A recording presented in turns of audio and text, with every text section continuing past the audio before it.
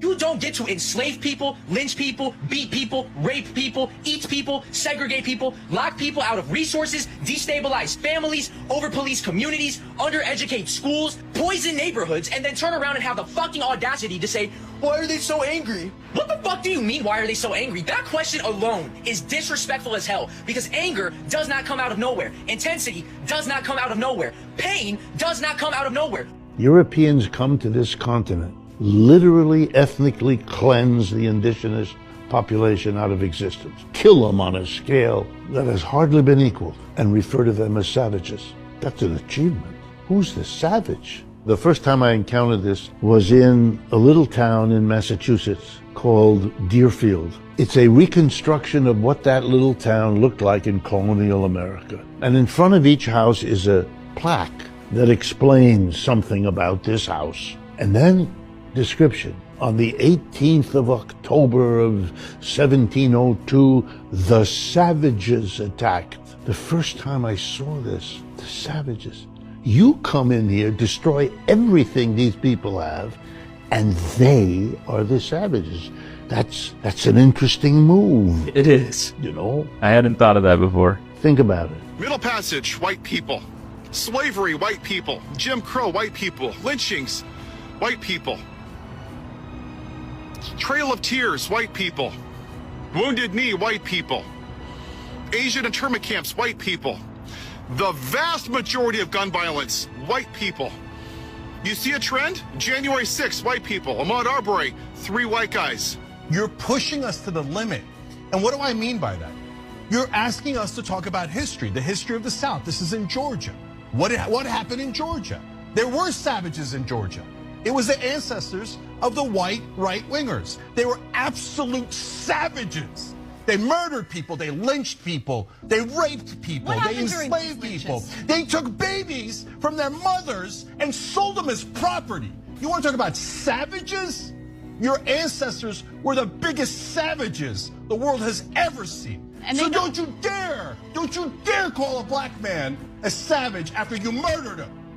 Don't you dare do that. I'm so sick of African Americans being called violent when the world's worst violence was done to them, not by them, to them, not by them. For God's sake, you want to do racist stereotypes? If it fit anywhere, and it doesn't, but if it fit anywhere, it would certainly fit white right-wingers of the South, who has hundreds of years of history of being savages. Savages! What if everything you were taught about who was violent, who was savage, who was dangerous, was a lie? Breathe. Not a mistake, not an accident, a deliberate rewriting of history. For generations, black Americans have been labeled, branded with words designed to dehumanize. Violent, aggressive, savage, repeated so many times in so many places that people stop questioning where those words even came from. But here's what they don't tell you. There's a record, a documented, undeniable historical record of exactly what was done on this land, by whom and to whom. And when you see that record, the entire story flips. So when a man steps forward, publicly, unapologetically, and says, stop, we have the history, we have the evidence, that's not just a moment, that is a reckoning, because the truth has a way of surviving, no matter how many times it's buried. What you're about to hear isn't just commentary, it's a mirror held up to history itself, and some people are not ready for what they'll see. Let's get into it. When we look around and we see today in our politics a rich white man telling working class white people that their problem is brown people, we need to understand the historical pedigree of that. That is symbolic of the entire history of race and class politics in America. The history of rich white people telling working class and poor white people that their problem are black and brown people. Beginning in the 1600s, that is what happens. Prior to about 1670 or so, there was no such thing as the white race, at least not recognized as such, called as such. That is not what people of European descent were when they were in Europe. They were English, they were Irish, they were Scottish, they were whatever they were. They were not white. Only in the colonies do we become white, and for a very specific reason, because in those early years of the colonial period, where you had white indentured servants, one level above enslaved themselves, and you had African descended folks, some of them enslaved for life, others indentured servants also in the earliest years of the colonies. Those people would often see their interests as being common. They all realized that they were being screwed over by the same landowners, the same elite, They fomented various rebellions like Bacon's Rebellion in Virginia, others as well. And as a result, the elite in the colonies realized that they had to figure out a way to get the other folks from Europe on their teams. They created this mentality that said, you're now a member of the white race, you're on our team, you're wearing our uniform. Now you're at the end of the bench, you may not get in the game, but you're on our team, you see. So then they start putting white folks, now called, on the slave patrols, right? Didn't really give them any land or any real power except the power to control people of color, which is why folks of color say, and they are right, that modern policing traces to the system of slave patrols and slavery, and we have to be clear on that, because that's the history. Right? Whiteness was created to divide and conquer, to create the notion that even though you might not have much, at least you're not black, at least you're not indigenous, at least you're not Mexican, at least you're not Chinese working on the railroads to build the transcontinental economy. You may not have much, but at least you have, as W.E.B. Du Bois said, the psychological wage of whiteness. And it's a trick that was played during the Civil War era on my people in the South, right? Rich folk, landowners in the South telling poor white folks who didn't own anything that they got to go out and fight to preserve the rich man's property in human beings. Fascinating. Why would you do that? Why would I go fight for your property? Well, because you told me that if I don't, these slaves are going to take my job. No, fool, they got your job. That's the point. If you got to charge $1 a day and you can make them work for free because you own them, guess who got the gig, Jack? Not you. When in fact, the system of enslavement was in the long run against the class interest of working class white folks, but they got suckered. Same thing happened in the union movement. You had white labor union folks who didn't want black and brown bodies in their union because it would reduce the professionalism of the craft. No, fool, it'll double the size of your union. And then when you go out on strike, they can't replace your happy ass with the brown folk that you didn't want next to you in the first place. Because when they do replace you with them, then you will blame them, not the elite. See how that works? It's a trick. And it has worked for hundreds of years. It is working on some folk right now. And it is our job to resist that with every fight. White supremacists be like, we was conquerors and slave owners and shit. No, your ancestors were illiterate cousin fucking farmers. And the people who you claim to be descended from were also cousin fucking savages that reaped havoc across the world for economic gain. And most pathetically of all, here you are in the 21st century espousing the beliefs of racial hierarchy. You're a modern working class person under the delusions of fraudulent 18th century science. That is genuinely so fucking pathetic. If you really think about it, white people are such deflectors. You guys literally tried to put the stigma and the notation on us that we're the aggressors, we're just violent, and I don't know, like we're just ready to kill everything we see, when it was y'all. Only in your history are you guys the savages. None in our history does it say that we created or started genocides, or we removed cultures from their country and took them to a whole different nation against their will. Enslaved. I don't think black people was killing others because they were Jews. I don't think black people removed Native Americans from their land. I don't know. This is just history that I'm talking about. It's just like, please live comfortably in y'all's skin, which y'all already do, but please just stop trying to put that persona on us, that we're just these negative people that's just ready to be violent, when it's really you guys. In every era, in every generation, you guys choose violence. It doesn't matter. In every scenario. In every scenario. I have nothing against whites, but I am all for black, if that makes sense. Take that what you will. I've been hearing a lot about black fatigue recently, and I want to talk about it, but I can't do it here at home. We gotta go on a trip.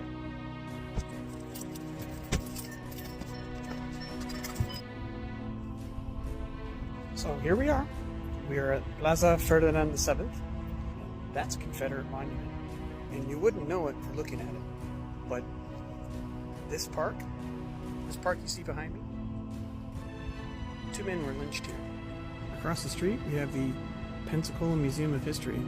There's a little sign right over there, remembering votes for women, that somebody spoke here. And despite how beautiful this park looks, calm and serene, 2 men hung from lampposts. Not these ones, because the lampposts have changed since their deaths. There are all kinds of signs and monuments at this park. We have the excavation of a British fort, map of downtown Pensacola, statue dedicated to President Jackson, plaques commemorating a trail, big old cannons pointing to nothing, fun signs on the trash can to remind people to throw away their trash, dance moves, but absolutely nothing commemorating the deaths that happened here. Oh, but Ben, that happened so long ago. Tell that to this guy. His aunt, Lily Davis, was unalived by somebody. And the man that they captured, Leander Shaw, never saw his day in court. Why? Because he was dragged here to this park and hung from one of the lampposts. That woman's niece was also here, even though this happened over 100 years ago. Her niece and nephew were here protesting. What were they protesting? They were protesting that the Equal Justice Initiative was collecting soil from the location of every lynching in the United States, including here in Pensacola. The organizers of that event allowed them to put up a photo of Miss Davis and light a candle in her memory. But despite the fact that Leander Shaw never saw a day of court, they still think he was guilty. We have no idea if he did this or not. So all of you out there complaining about black fatigue, I'm tired of this kind of shit. I'm tired of white people believing about things that happened in the past.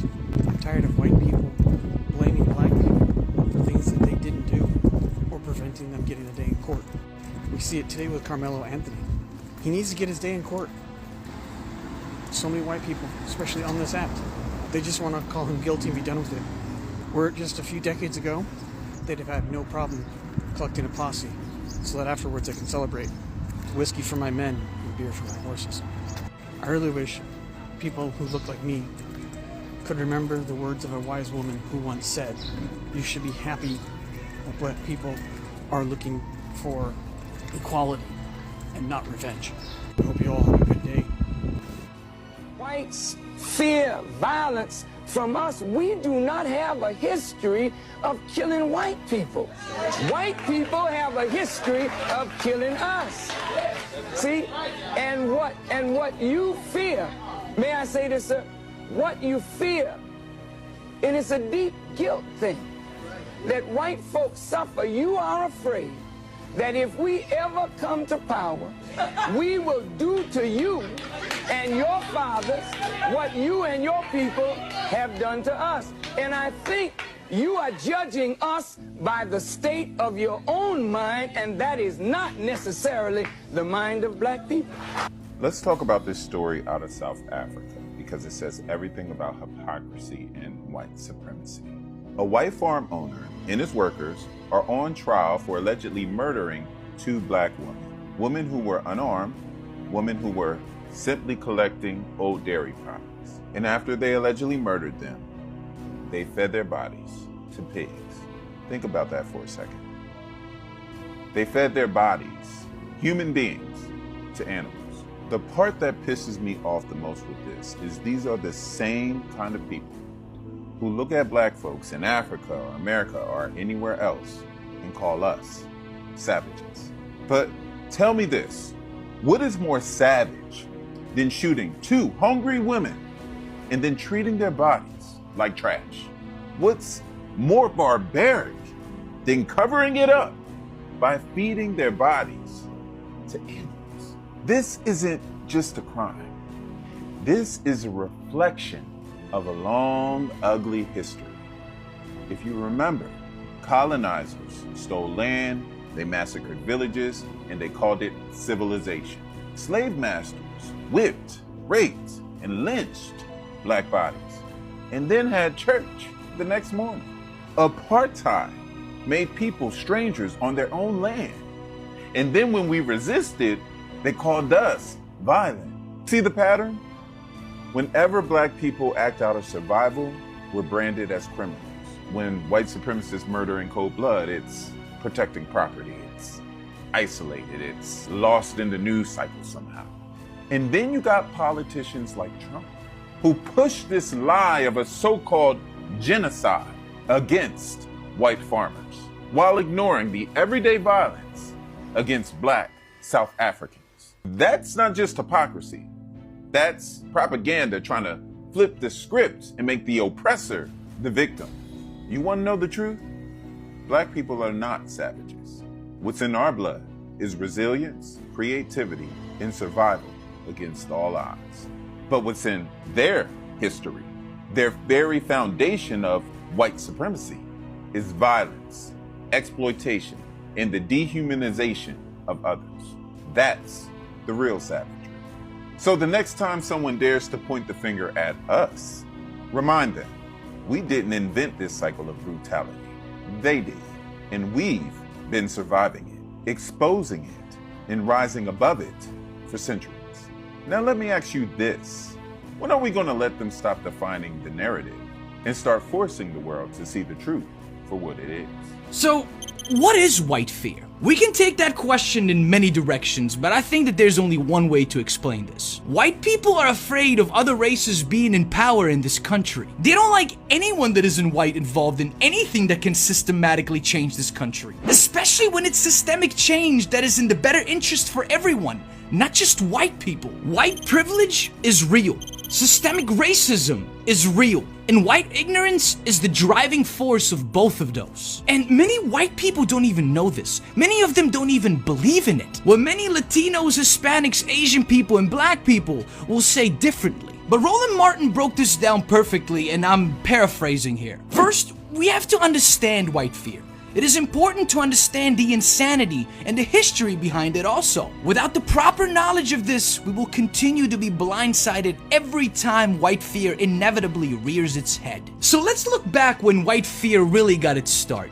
Slavery. The moment slaves were given freedom, the South became furious. January 31st, 1865, slavery was abolished. However, most slaves in those southern states didn't find out until June 19th, 1865, a day also known as Juneteenth. And that's just the beginning. Once black men started being voted into Congress in the South, white people lost their minds even more, especially those down in Mississippi. Dude, once white people started screaming, too many blacks are being voted into Congress, that's gotta stop. White fear started brewing in Mississippi. And guess what? Since 1890, not a single African American has been voted into state office in Mississippi. Since 1890. But wait, there's more. Tulsa, Oklahoma, 1921. White fear embedded its ugly head into the section of the town known as Black Wall Street. Black folks had everything there. It was one of the most prosperous African American communities in the United States. Seeing black people succeed? Well, y'all know that don't fly with white mother. This scared white people so much that they thought black people are gonna start taking over everything and even enslave white people. I wish I was kidding. So you know what those white people did? They burned that whole section down. Burned it down because white fear was flowing through their veins. Central High School, Little Rock, Arkansas, 1957. Just because this high school was integrating 9 black students into their program, white fear emerged and had white people following them on their way to school, screaming at them, throwing racial slurs at them, spitting at them. I wonder whose grandma this is today, and if this is even alive. I would love to hear her opinion on this matter nowadays. Take a breath, because what you just watched wasn't just a commentary video, it was a mirror held up to a history that a lot of people have spent a very long time trying to keep you from seeing clearly. Think about everything laid out today, the labels, the narrative, the way one group's violence gets buried in footnotes, while another group's struggle gets turned into a statistic and broadcast on every network like it's the whole story. 13%. You've heard that before. But nobody on television asks, 13% of what? Under whose system? On whose stolen land? Context is everything, and they know that, which is exactly why they leave it out. And then there's the Bible, the image of Jesus. Colonizers didn't just take land and labor, they went into the spiritual foundation of an entire people and rewrote it, changed the face, changed who God looked like in the minds of the very people they were oppressing. That's not conspiracy, that's documented history. Here's what hit me most. They tell black Americans, forget the past, move on. But those same people will use that same history the moment it serves them. You cannot use someone's past as a weapon against them and then tell them they're not allowed to examine it. That's not unity. That's control wearing the mask of unity. Real unity starts with full honesty, not the comfortable version. The version that says, this happened, here's the record, and here is who benefited from it. That conversation is uncomfortable, but it is necessary. Now I want to hear from you. Drop a comment right now while it's still sitting with you. What moment hit you hardest? The media double standard, the Bible conversation, the statistics that never get the full context? And if you're watching from outside the US, drop your country below. This history crossed every ocean. Let's see how far this reaches. If this video said something that needed to be said, share it. The algorithm was never built to push content like this. You are the algorithm. And if you're not subscribed yet, this is what we do here. Every video, the stories that were buried, hidden, and rewritten. Stay with us. Power has always known that narrative is the real weapon. The moment you understand that, you stop being a target and start being a witness. We'll see you in the next one.